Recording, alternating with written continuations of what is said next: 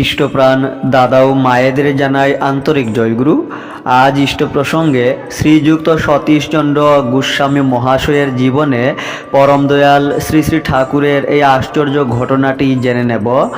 ব্যথাহারী শ্রী শ্রী ঠাকুর ব্রজগোপাল দত্ত রায় শ্রী শ্রী ঠাকুর অনুকূলচন্দ্র নামক গ্রন্থে এই ঘটনাটি লিখেছেন। তিনি লিখলেন, আমাদের বাড়িতে শ্রী শ্রী ঠাকুর ও শ্রীযুক্ত সতীশচন্দ্র গোস্বামী মহাশয় আসিয়াছেন।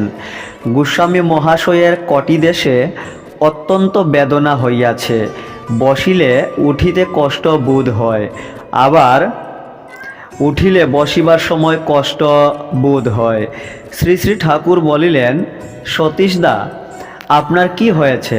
সতীশ প্রভু শ্রী শ্রী ঠাকুরের পদ দুইখানি অর্থাৎ শ্রী শ্রী ঠাকুরের চরণ দুইখানি হস্তে স্পর্শ করিয়া বলিলেন, আপনি আর সে কথা জিজ্ঞাসা করিবেন না। তাহার একথা এরূপভাবে বলিবার তাৎপর্য এই যে, তিনি বিশেষভাবে অবগত আছেন শ্রী শ্রী ঠাকুর অনেক সময় অপরের রোগ নিজের শরীরে গ্রহণ করিয়া থাকেন। সেই জন্য তিনি তাহার এই বেদনার কথা শ্রী শ্রী ঠাকুরকে জানাইতে চাহেন না। তাহার পর তাহারা কিঞ্চিত জলযোগ করিতে বসিলেন।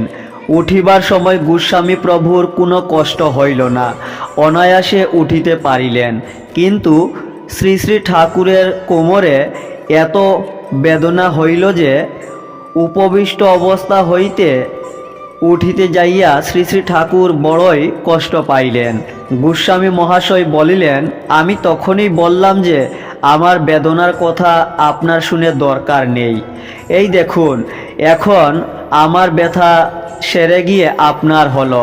তিনি ইচ্ছা করিলে অনেক সময় মনোযোগ আকৃষ্ট হইলে এইরূপ অপরের রোগ যন্ত্রণা তাহার দেহে প্রকাশ পাইতে দেখা যায়।